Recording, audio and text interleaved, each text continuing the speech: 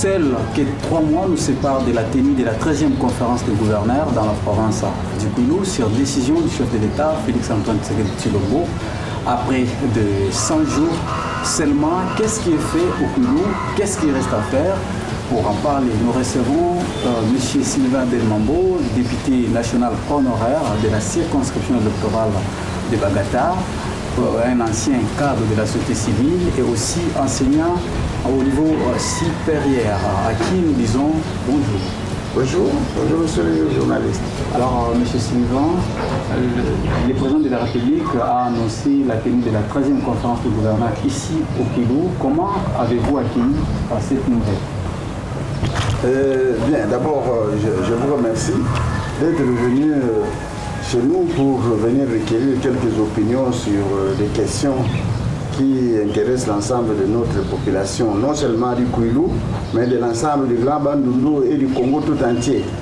Mais à propos du show de la nouvelle selon laquelle la 13e conférence de gouverneurs va se tenir, c'est une décision du président de la République que nous accueillons avec joie.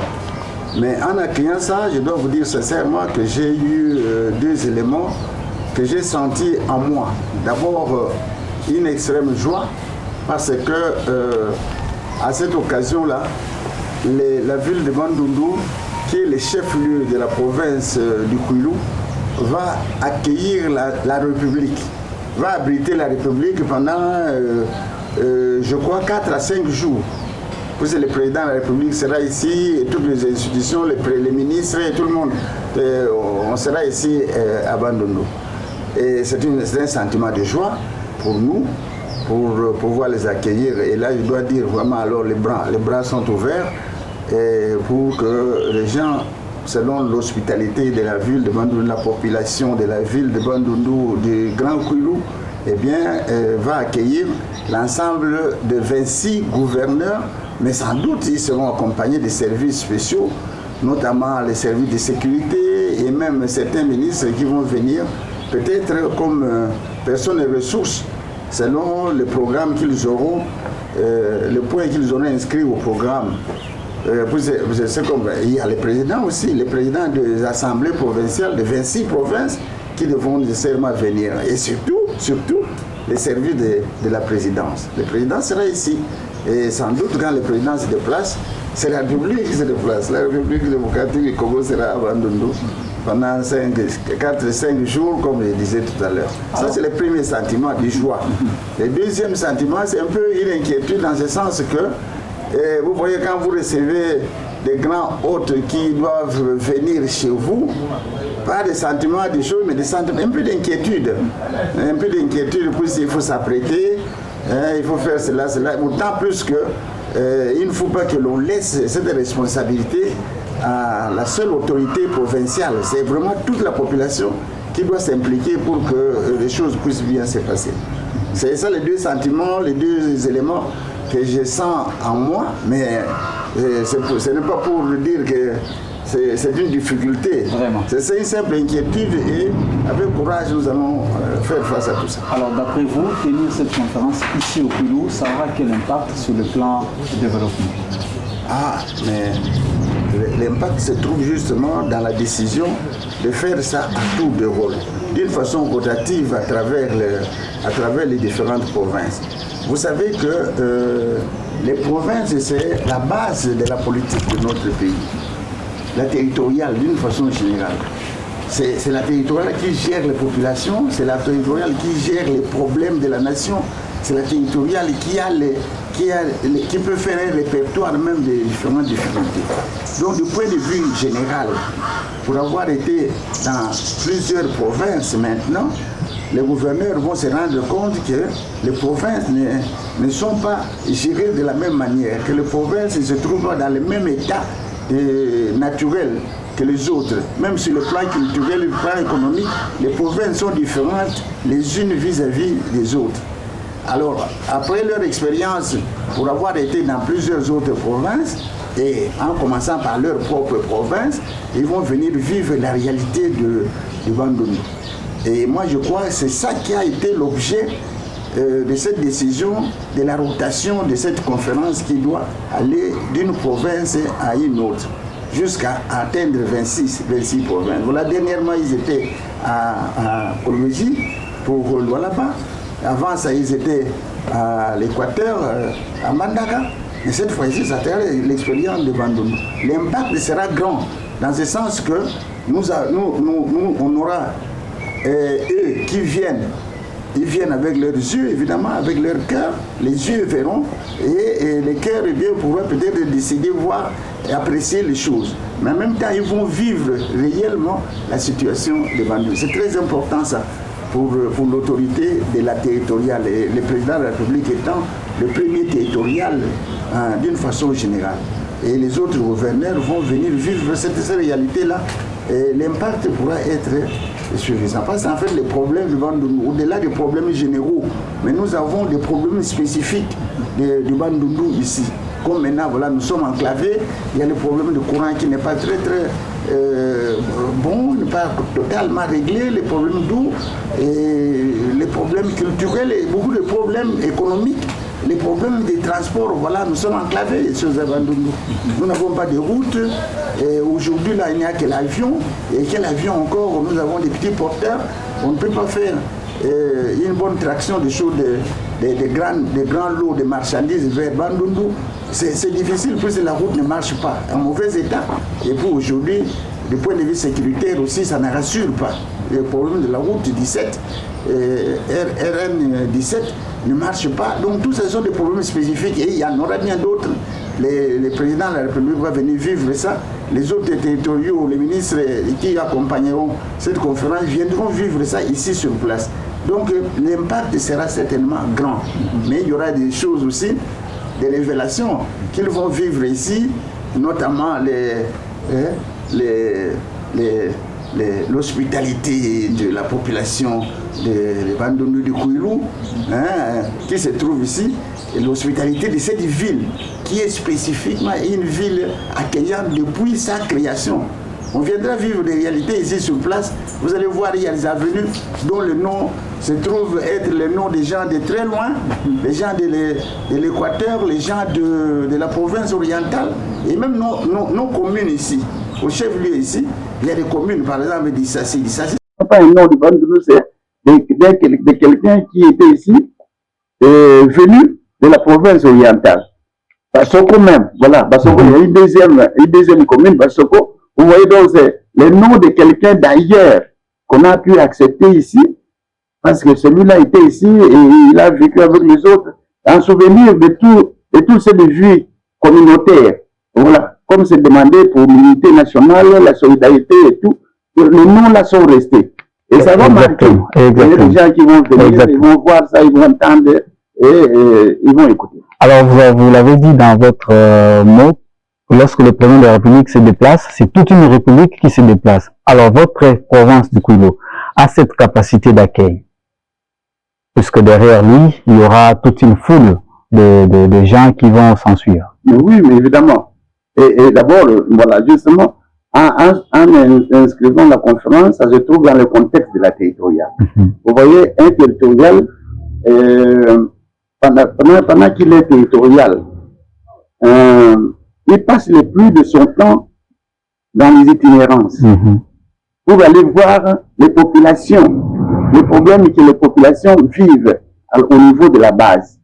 Et vous savez que dans notre pays, la grande partie de nos populations se trouve dans des villages et dans des commissions qui ne sont pas des commissions modernes, des commissions avec des infrastructures telles que nous le voyons dans les grandes villes, ceci, cela.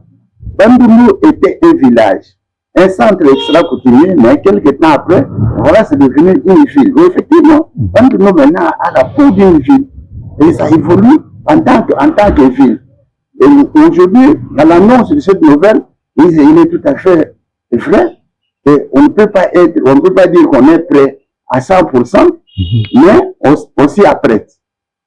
On fait des apprêts de sorte que l'on puisse accueillir convenablement nos autres qui viennent, surtout que ce sont les présidents de la République, numéro 1 de la République, et tous les autres qui viennent, membres du gouvernement, des services spécialisés, de haut rang.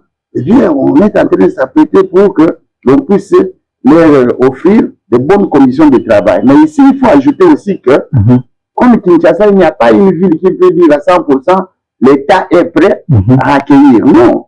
Même Kinshasa, nous sommes dans des chapiteaux parfois, les salles de réunion ne sont pas suffisantes. Hein, parce que, bon, évidemment, maintenant nous avons le palais du peuple, nous avons les centres culturels qui viennent de s'ouvrir juste en face du palais du peuple, nous avons encore des salles au niveau de l'administration du territoire, du ministère de l'Intérieur, juste à côté du palais du peuple. Mais on s'adresse au privé, on va dans les hôtels, ce sont des initiatives privées, on sollicite ça pour pouvoir abriter nos hôtes quand ils arrivent à Kinshasa. Nous, ici à Bandundu, ça sera la même chose. Nous avons des hôtels, ce n'est pas un nombre suffisant comme Kinshasa, où dans les bonnes conditions, les meilleures conditions, les étoiles numéro 4, numéro 5 et tout ça. Mais les hôtels, il y en a ici à Bandundu. Mais en plus, il y a des villas que les particuliers peuvent avoir et que l'on peut mettre à la disposition du comité d'organisation pour pouvoir abriter nos hôtes. Il n'y a aucun problème, on va les accueillir. Alors, puisque vous parlez de maisons devant abriter, dans la population citée, il y a un débat autour de la ville qui devra abriter cette conférence du gouverneur entre Kikwit et Bandundu. C'est un faux débat. Vous savez que la République est organisée et la République est gérée selon des principes. Vous voyez par où on a été, la conférence suit les chefs-lieux de province. Exactement. Et les chefs-lieux de Bandundu, il n'y a pas d'équivoque, c'est plutôt le chef-lieu du Koulou, c'est Bandundu-ville. Donc il n'y a pas d'équivoque possible. Nous avons deux grandes villes, heureusement, qui sont en train d'évoluer. L'une ville est politique, c'est la ville de Bandundu, et administrative en même temps, mais aussi nous avons à côté une autre ville qui est économique, la ville de Kikwit. C'est une richesse que nous avons. Mais les gens ont toujours tendance à mettre les deux villes en conflit. Pour quelle raison? Le chef-lieu est déjà choisi, c'est ici où la conférence de gouverneurs devrait avoir lieu comme ça a été pour toutes les autres provinces. On ne va pas faire ce que justice, aller dans une autre ville. Même si les conditions sont mauvaises, on va voir cette population-là. Quand même un parent est pauvre, nous rentrons dans nos villages, on trouve les parents, les oncles et tout ça, dans les conditions où nous les trouvons, eh bien c'est là où on va se courber avec eux dans la petite porte de case, dans nos villages pour rentrer à l'intérieur, causer avec son oncle, causer avec son père et sa mère. C'est ça le territorial, l'esprit sportif du territorial. Alors, puisque cette conférence va se tenir ici, qu'est-ce que la province peut mettre en lumière comme identité? Identité, il faut dire ceci, voilà, je fleurisse un peu par votre première question. La ville de Bandundu n'est plus un village. La ville de Bandundu doit progresser exactement comme les autres villes qui sont des chefs-lieux de province. Exactement. Et nous pensons que c'est vrai, c'est déplorable que ça se passe à des degrés différents. Et nous, ici aussi, on doit accepter ça. Au niveau où on se trouve, eh bien, on démarre à partir de maintenant, là où on est, pour pouvoir évoluer. Et ce que nous attendons, c'est que, par exemple, la route qui nous ouvre à la capitale nationale puisse être faite. Maintenant, encore, à ce propos-là, il y en a qui disent non, pas la route Mongata, parce que Mongata se trouve dans la province de Maïndombe, en grande partie. La province de Maïndombe. On donne priorité à la route de 316 qui passe par Misaye, Pambonga, Kolokoso et tout, voilà, 316. Mais c'est très bien, nous, l'essentiel c'est qu'on nous ouvre à la grande capitale de Kinshasa. Et si c'est des routes, d'ailleurs, ça sera même facile, hein. Toutes les deux routes ne présentent pas de problème. Et si on fait Mongata, c'est pour résoudre le problème et pour la ville de Bandundu, en même temps aussi pour le Maïndombe, ça sera une pierre de deux coups. Hein, ça sera intéressant. Mais si on veut prendre la route de 316, c'est aussi bienvenu, puisque une route, c'est toujours une valeur économique. Et nous savons que si on fait route de 316, les populations qui sont du Kouilou à travers là, voilà, je disais, Nisaï, Fambonga, Kolokoso, 316, il est évident que les populations là qui sont du Kouilou vont en profiter plus que les autres. Mais cette discrimination, c'est important. Bon, il faut que les techniciens puissent apprécier. Alors, pour la bonne tenue de ces assises dans notre province, qu'est-ce que le gouvernement provincial peut faire en urgence pour que ces assises se déroulent à bon escient, de leur manière? La mobilisation. La mobilisation, il faut que tout le monde, comme je disais au début, tout le monde doit être suffisamment sensibilisé pour l'importance de cette conférence. On ne vient pas ici simplement pour la beauté de la ville, pour les autorités qui viennent là, c'est pour venir écouter, hein, pour que l'on puisse savoir exactement quels sont les problèmes du Kouilou. Et cette ville ici, comme il y a toutes les populations, je dis bien, et toutes les tribus, les ethnies, au-delà des ethnies du Congo qui se trouvent ici, il y a toutes les ethnies, les tribus de la province du Kouilou se trouvent ici. Donc, culturellement et socialement, on pourra bien dire ici, on a écouté les populations ici, qu'on a écouté vraiment alors l'ensemble du Kouilou. L'autorité provinciale a deux choses. D'abord, la bonne mobilisation, sensibilisation, que tout le monde s'implique, surtout que le président de la République arrive et toutes les autorités, qu'ils soient bien accueillis, tous, de sorte qu'ils puissent sentir que la ville est effectivement hospitalière. Et vous voyez, même la configuration de cette ville avec les trois rivières qui arrivent ici, vous voyez, vous avez Kassai, vous avez le Kouilou, vous avez le Kwango, c'est vraiment une ville d'accueil. Je vous ai donné l'exemple des noms des gens qui sont originaires de Bassoko, qui sont de la province orientale, qui ont laissé leur marque ici, et la population locale n'a jamais... C'est une ville cosmopolite. Et elle fonctionne comme ça, cette ville ici. C'est vraiment la République. Quand vous êtes avant de nous, vous êtes à l'aise, plus vous sentez la présence de la République. C'est comme ça que nous-mêmes, même quand nous construisons des œuvres d'art, et notamment le rond-point, nous marquons certaines choses, des paroles que les autres peuvent suivre, nous inscrivons la solidarité, l'amour, l'unité nationale, vous voyez, donc ces choses-là. Et c'est important ici. Notre population ici vit dans ce climat, dans cette atmosphère. Alors, personnellement, vous en tant que fils du Kouilou, qu'entendez-vous du pouvoir central qui sera ici sur place à Bandundu? Je vous ai dit, nous avons certaines priorités, notamment renforcer les initiatives qu'il y a pour nous ouvrir, pour mettre fin à l'enclavement, et aussi à renforcer nos structures scientifiques qui sont ici culturelles, notamment nos instituts supérieurs ici, notre université, nos instituts supérieurs, nous en avons bien ici, hein, de quoi nous avoisinons 8 ou 9 instituts, mais qui évoluent, qui sont dans des conditions acceptables, mais on doit améliorer comme nous apprenons qu'on construit une université dans telle province, on construit un institut supérieur là-bas, ici et tout ça. C'est important si nous aussi nous avons cette assistance.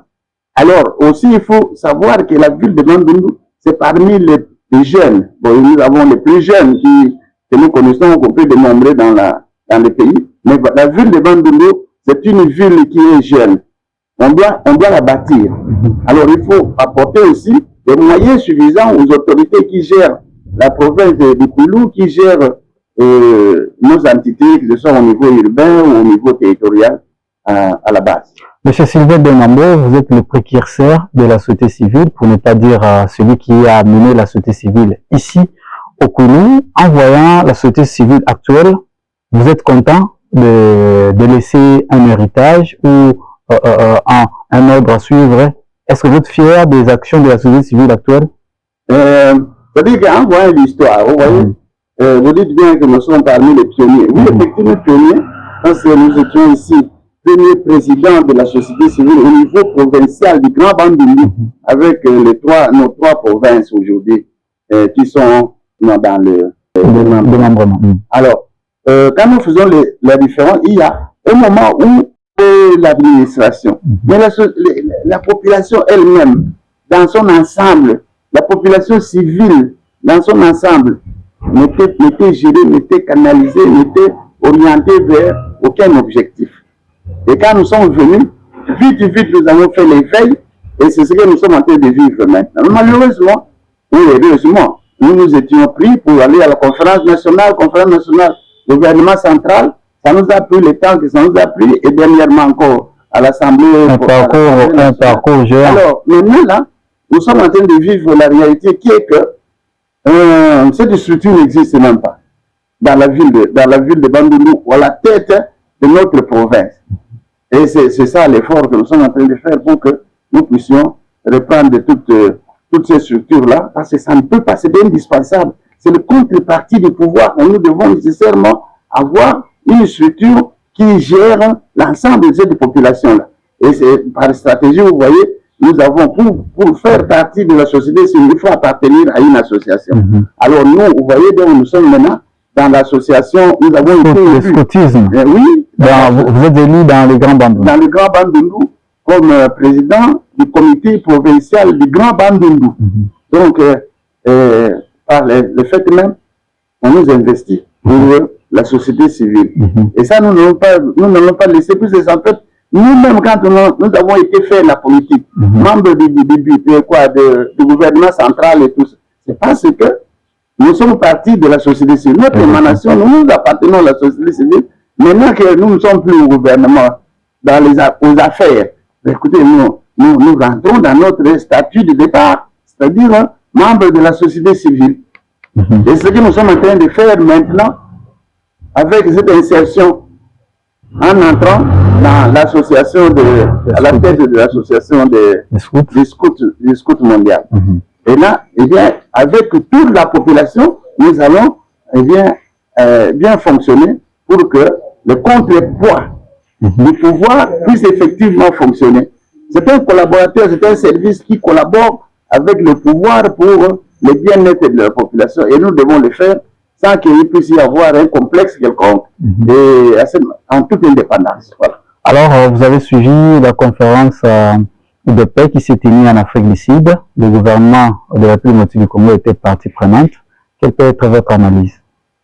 C'est bon, c'est une bonne initiative que la Fondation Thabo Mbeki a prise, mais on dirait qu'on ne suit pas les choses au niveau international. Nous sommes déjà engagés dans l'histoire de choses avec le Qatar, avec les États-Unis, pour rechercher la paix. Et là, nous rencontrons même toutes les couches de toute nature, et les partis politiques non armés, et les partis politiques armés, et les groupes armés, tout le monde, et les églises, et tout le monde, on se retrouve dans ces deux forums-là qui sont déjà en cours maintenant.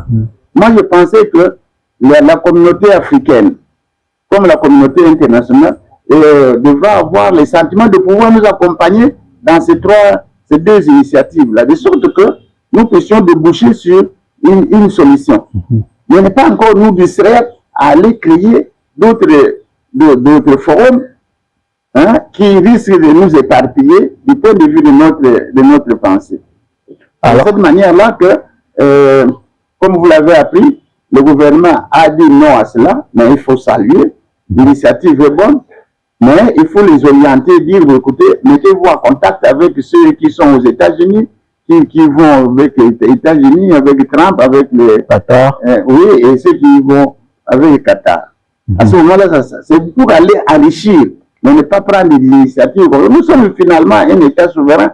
On ne joue pas avec le Congo, nous sommes indépendants et nous avons d'ailleurs l'attitude de pouvoir chercher de quelle manière nous devons régler nos problèmes. C'est vrai que cette fois-ci, nous avons accepté que les étrangers puissent venir nous aider pour régler nos problèmes. Mais sinon, nous, selon nos traditions africaines et traditions congolaises, quand il y a des problèmes, eh bien, nous nous mettons en dessous d'un arbre et on les règle entre nous. Qu'on ne nous distrait pas trop. L'essentiel, c'est que nous puissions avoir la paix, mais pas en venant nous distraire. Et après, derrière ça, il y a des idées pour pouvoir nous endetter par rapport à nos minéraux. Ils organisent le forum. Après, le paiement de cela, ça ne sera pas gratuit. Toutes ces histoires qui s'organisent par-ci par-là. Il y a toujours des commissions.